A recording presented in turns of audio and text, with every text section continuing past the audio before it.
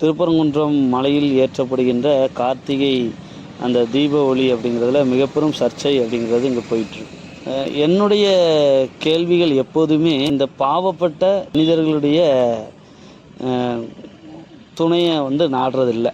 நம்முடைய ஜோதிட பதிவுகளில் கூட நீங்கள் பார்த்தீங்க அப்படின்னா, ஒரு கிரகம் செவ்வாய் ஏன் சனியோட வீட்டில் உச்சமாகிறார்?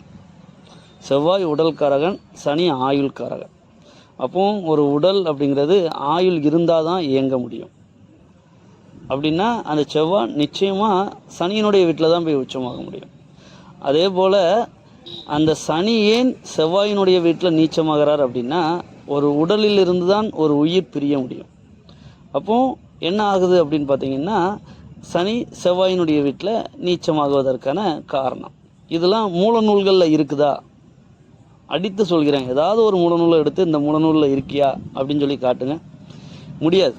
ஏன்னா எங்கேயுமே இல்லை. இந்த கேள்விகள் அனைத்தும் எனக்கு விடைகளாக கிடைக்கப்பட்டது இந்த பிரபஞ்சத்தில் இருந்து தான். எப்போதுமே கேள்வியை நாம் பிரபஞ்சத்தை நோக்கி இங்கே கேட்பேன். அதற்கு அந்த பிரபஞ்சம் செவி வழி ஒளியாக, சரிங்களா, அது மனதினுடைய எண்ணத்தின் ஒளியாக எனக்கு இங்கே கொடுத்து கொண்டே இருக்கிறது.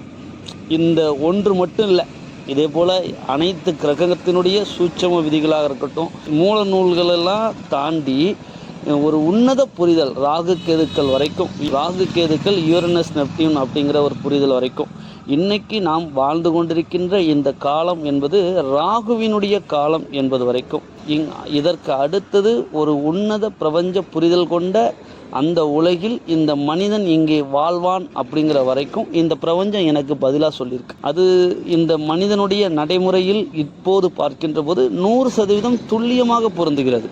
நம்மளுடைய ஜாதக கட்டத்தில் இருப்பதும் இங்கே அது நம்மளுடைய பூமி தான், அது சூரியன் இல்லை அப்படிங்கிறதுக்கும், 12 ராசி பாவகங்கள் எப்படி உருவானது அப்படிங்கிறதையும், நம்மளுடைய பூமிக்கு ஏன் சிம்மம் ஆட்சி வீடு அப்படிங்கிறதையும் மிக உன்னதமாக நமக்கு இந்த பிரபஞ்சம் நமக்கு பதிலாக கொடுத்துருக்கு. நான் இதைத்தான் முதல்ல இருந்து சொல்கிறேன், பிரபஞ்சத்திடம் பேசுங்கள். பிரபஞ்சம் நம்மோடு இங்கு யாரேனும் பேசுவானா அப்படின்னு ஏக்கத்தோடு காத்து கொண்டிருக்கிறது. இந்த பிரபஞ்சம் எனக்கு 1 கோடி நாளைக்கு கொடுக்க போகுது, இந்த பிரபஞ்சம் எனக்கு 10 கோடி நாளைக்கு கொடுக்க போகிறது, நற்பவின்னு ஏதோ ஒன்று போட்டுட்ருக்குறாங்க. பிரபஞ்சத்திடம் அற்பத்தனமாக இது எல்லாம் கேட்பது அந்த பிரபஞ்சத்திடம் போய் ஐஸ் வைக்கிறது. இதற்கு இந்த பிரபஞ்சம் ஒருபோதும் உடன்படாது, சரிங்களா? பிரபஞ்சத்திடம் இங்கே கேட்க வேண்டும் என்றால், பிரபஞ்சம் உங்களோடு பேச வேண்டும் என்றால், நீங்கள் இந்த பிரபஞ்சத்தோடு பேசும் தகுதி அப்படிங்கிறது பணம் கொடு, பொருள் கொடு அப்படிங்கிறதுல அந்த பிரபஞ்சம் உங்களோடு பேசாது. பேசுவதற்கு இங்கே பிரபஞ்சம் பேசுவதை நீங்கள் முதலில் செவிகளிலோ உங்களுடைய மன ஒளிகளிலோ இந்த பிரபஞ்சம் கேட்பதை உங்களுடைய செவிகள் கேட்க வேண்டுமோ, அல்லது இந்த பிரபஞ்சம் பேசுகின்ற அந்த உணர்வுகளை உங்களுடைய மனம் உணர்ந்து இந்த அறிவில் ஏற்க வேண்டுமோ, இந்த தகுதிகள் அனைத்தும் உங்களுக்கு வேண்டுமென்றால் நீங்கள் அந்த பிரபஞ்சத்திடம் சுயநலமாக கேள்விகளை கேட்டால் 100% அந்த பலன்களை உங்களுக்கு சொல்லவே சொல்லாது, அந்த பிரபஞ்சமும் பேசாது. இந்த பிரபஞ்சத்திடம் அதை பற்றி இங்கே கேள்விகளை நீங்கள் கேளுங்க. அந்த கேள்விகளுக்கு ஒரு கேள்வியை நீங்கள் கேட்டால் அந்த பிரபஞ்சம் இங்கே அதனோடு இணைத்து பல கேள்விகளை அதுவே கேட்டு அதுவே உங்களுக்கு விடையாக கொடுக்கும். இது என்னுடைய அனுபவ உண்மை. மூல நூல்களில் இதற்கு உச்சம் நீச்சம் என்று ஒரு கிரகத்திற்கு சொன்னால், அந்த ஏன் உச்சம் அப்படிங்கிற வரைக்கும் என்கிட்ட இந்த பிரபஞ்சத்திடமிருந்து பெறப்பட்ட பதில்கள் இருக்கிறது. இது எனக்கு மட்டும்தான் கிடைக்குமானா இல்லை, யார் கேட்டாலும் இந்த பிரபஞ்சம் பேசுவதற்கு தயாராக இருக்கிறது அப்படிங்கிறது தான் என்னுடைய அனுபவத்தினுடைய இங்கே உண்மை, சரிங்களா? அதனோடு இணைந்து இன்று இந்த பதிவை நாம் இங்கே பதிவிடுவதற்கான ஒரே ஒரு காரணம், நாம் எப்போதும் செல்லுகின்ற ஒரு வழி, இதுவரைக்கும் நாம் பார்க்காத ஒரு ஒளி, சரிங்களா? அதை இன்று நாம் இங்கே பார்த்தோம், உணர்ந்தோம். இந்த பிரபஞ்சத்திடம் நாம் இங்கே கேட்டோம். அதற்கு கேட்டதற்குத்தான் பதில் எப்போதுமே எனக்கு பிரபஞ்சம் என்னுடைய ஆழ்மனதினுடைய உள்ளுணர்வுகளாகவும், அதனோடு இணைந்து மனிதர்கள் அல்லாத பறவைகளினுடைய ஒளிகளாகவும், அதனோடு இணைந்து பறவைகளினுடைய ஒளி, மிருகங்களுடைய ஒளி அப்படிங்கிறது எப்படி நம்ம இங்கே எடுத்துக்கலாம் அப்படின்னா, இது டெஃபினெட்லி இதை நான் ஆமோதிக்கிறேன். மிக சரி அப்படிங்கிற ஸ்டேட்மெண்ட்டுக்கு அது ஒரு பதிலை இங்கே ஒரு காக்கையினுடைய ஒளியாகவோ அல்லது மயிலினுடைய ஒளியாகவோ அல்லது இங்கே பள்ளியினுடைய ஒளியாகவோ இங்கே அந்த பிரபஞ்சம் உடனடியாக பதில் கொடுக்கும். கூட நம்மளுடைய சேனலில் யாருக்கு லாட்ரி கிடைக்கும் அப்படிங்கிற ஒரு ஸ்டேட்மெண்ட் முடியும் போது அந்த பதிவில் கூட இருக்கும். சரிங்களா, நாம் கூட சொல்லியிருப்போம் பிரபஞ்சம் நம்மோடு பேசுகிறது அப்படின்னு. இதுதான் கான்செப்ட். இதெல்லாம் நம்ம எடுத்துக்கட்டி சொல்கிறதுலாம் ஒன்றும் கிடையாது. இல்லாத ஒன்றை நாம் திணிப்பதும் ஒரு அறிவுடைமைக்கு உகந்தது அல்லாத ஒரு கற்பனையான பொய்யான விஷயங்களும் இங்கே நம்ம சொல்லலை. அனுபவத்தின் பூர்வமாக நாம் உணர்ந்த இன்பத்தையும் நாம் உணர்ந்த இந்த பிரபஞ்சத்தினுடைய சக்தியையும் பிரபஞ்சம் நம்மோடு பேசுகின்றதையும் உங்களோடு பகிர்கிறோம். அவ்வளோதான்.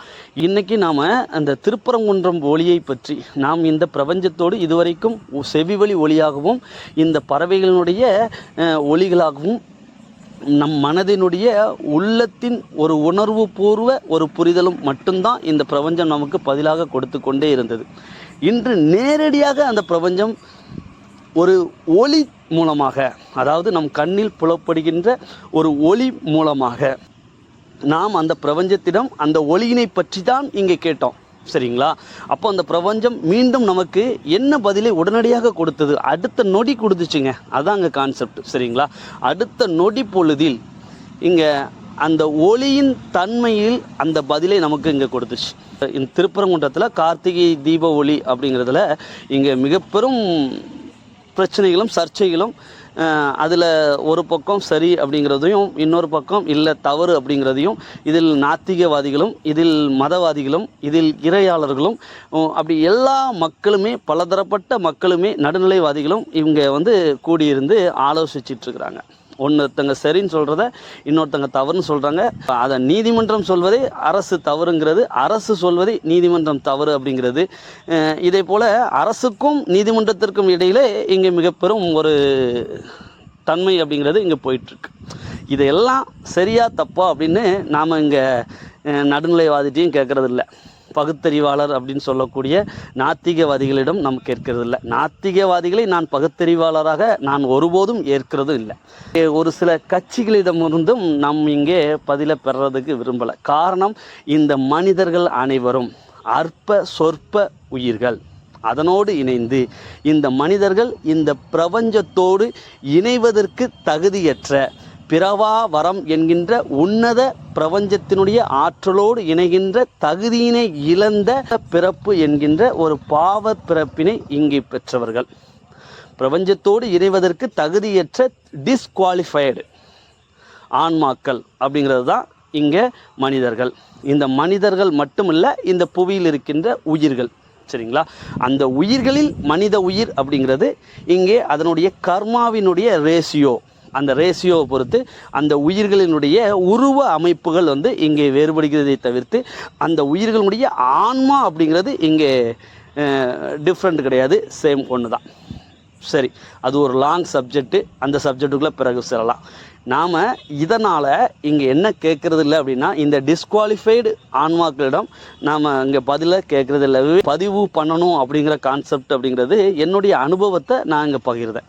இந்த பிரபஞ்சத்தினுடைய இயக்குனரான பரம்பொருளை அந்த திருப்பரங்குன்ற மலையில் அந்த தூணில் ஏற்றினால்தான் நாம் இங்கே உணர முடியுமா அப்படிங்கிறது பிரபஞ்சத்திடம் கேட்டோம். நல்லா புரிஞ்சுக்கோங்க, மானிட பதர்களிடம் இல்லை, இந்த பிரபஞ்சத்திடம் கேட்கிறோம். அந்த பிரபஞ்சம் அடுத்த நொடி பொழுதில் இங்கே எனக்கு வலதுபுறத்தில் ஒரு ஒளியை காட்டியது. அந்த ஒளியை அப்படின்னா எனக்கு ஒரு நொடியில் மிக பெரும் ஆச்சரியம். வண்டியை நுப்பாட்டிட்டு அங்கே நின்று பார்க்குறப்ப அது ஒரு மனித உடல் அங்கே எரிந்து கொண்டிருந்தது. நான் இந்த ஒரு ஒளியினுடைய உன்னதத்தை இங்கே கேட்க பிரபஞ்சம் மிக தெளிவாக அங்கே காட்டியது. அங்கே பார், ஒரு மனிதனுடைய மனமாயை என்கின்ற இருளை நீக்குவதற்காக மட்டுமே தான் அனைத்து மதங்களிலும் இங்கே ஒளிகள் ஏற்றப்படுகிறது. அந்த ஒளிகளை ஏற்றுவதற்கான அந்த பொருளினுடைய வடிவம்தான் இங்கே மெழுகுவர்த்தி என்றும் அல்லது ஊதுபத்தி என்றும் அல்லது இங்கே அகல் விளக்கு என்றும் இங்கே மாறுபடுகிறதை தவிர்த்து அங்கே அந்த ஒளி தத்துவத்தினுடைய உன்னத கொள்கை என்பது, உன்னத தத்துவம் என்பது அங்கே ஒன்று தான். என்ன அப்படின்னா, மனதினுடைய இருள் மாயையை நீக்கி இங்கே பிரபஞ்சத்தினுடைய அருட்பெரும் ஜோதியினை நீங்கள் அடைவதற்கான ஒரு ஒளித்தன்மையை இங்கே உணர வேண்டும் என்பதற்காக தவிர்த்து இந்த பிரபஞ்சத்தோடு நாம் இணைவதற்கான அந்த ஒளித்தன்மை அப்படிங்கிறது அதுவல்ல அப்படிங்கிற உண்மையை மிக தெளிவாக சொல்லியது. அப்போ எந்த ஒளியானது இந்த பிரபஞ்சத்தோடு நம்மை இணைக்கிறது அப்படின்னா, நம்மளுடைய உடலின் எலும்புகளை விறகாக்கி நம்மளுடைய உறுப்புகளை இங்கே திரியாக்கி இங்கே எரிகின்ற போது மட்டுமே. அதற்காக புதைகின்ற உயிர்கள் இங்கே இறைவனிடம் செல்லாது என்று நான் இங்கே சொல்லவில்லை. இந்த இடத்துல நாம் அந்த ஒளித்தன்மையினுடைய உன்னதத்தை கேட்டதால் இந்த பிரபஞ்சம் உடனே காட்டியது. இங்கெல்லாம் பிளான் பண்ணி இந்த இடத்துக்கு போகணும்லாம் போகலை. டிஸ்குவாலிஃபைடு ஆன நம்மை போன்ற மனிதர்களோடு நாமும் இங்கே இணைந்து விவாதம் செய்வதற்கோ இந்த பதிவுகள் இல்லை. அதனோடு மட்டுமல்ல, இன்னொரு ஆச்சரியத்தையும் அந்த இடத்துல பார்த்தோம். என்ன அப்படின்னா, ஒரு உடல் எரிகின்ற போது ஒரு ஒளி இங்கே வெளிப்படுகின்றது. சரிங்களா? அந்த ஒளி தத்துவம் அப்படிங்கிறது இங்கே இயற்கையாக ஏற்படக்கூடியது தான். இன்னொரு அதிசயத்தை நாம் இங்கே உணர்ந்தோம். அதற்கு பிறகு தான் என்ன அப்படின்னா, இதை நம்மளுடைய மொபைலில் ஒரு வீடியோவை எடுக்கலாம் அப்படின்னு என்னுடைய வியப்பின் காரணமாகத்தான் நான் எடுத்தேன். இப்போதும் சொல்கிறேன், எந்த ஒரு அறியாமையும் புகுத்துவதற்காக அந்த வீடியோ பதிவை நம்ம இதனோடு இணைக்கலை. சரிங்களா? என்ன அப்படின்னு பார்த்தோம் அப்படின்னா, எரிந்த நெருப்பு அப்படிங்கிறது ஒரு வட்ட வடிவிலான ஜோதியினுடைய வெளிப்பாடாக அந்த இடத்தில் பிரதிபலித்தது. நாம் இங்கே வெறும் கண்களால் பார்த்தோம். இங்கே எடிட்டிங்கோ ஏஐ தொழில்நுட்பமோ எதுவுமே இல்லை. நாம் கண்களால் இங்கே பார்த்தோம். அதை நாம் இங்கே நம்மளுடைய கைபேசியில் அங்கே திரும்ப எடுக்கிறப்போவும் அந்த வட்ட வடிவ ஒளியினுடைய பிரதிபலிப்பு என்பது இங்கே அந்த வீடியோ பதிவாகவும் நமக்கு கிடைச்சது. அந்த பிரபஞ்சத்தினுடைய உன்னதமான அந்த ஆற்றலை நினைத்தும் உண்மையான நிலையான அந்த பிரபஞ்சத்தினுடைய பதிலாகவும் அந்த உன்னதமான பிரபஞ்சத்தினுடைய ஒரு ஆற்றலினுடைய இங்கே நேரடி தொடர்பையும் அங்கே வெளிப்படுத்துகிறது அப்படிங்கிறதையும் நாம் அந்த இடத்துல பார்த்தோம். சொல்லிலுமே அனைத்து இறைவனை பற்றி இங்கே சொல்லும் போதும் அதற்கு பின்னால் ஒரு ஒளி வடிவமானது, வட்ட வடிவிலான ஒளி வடிவமானது அங்கே காட்டப்பட்டிருக்கும். அந்த ஒளி வடிவத்தை இன்று நாம் பார்த்தோம். அதுதான்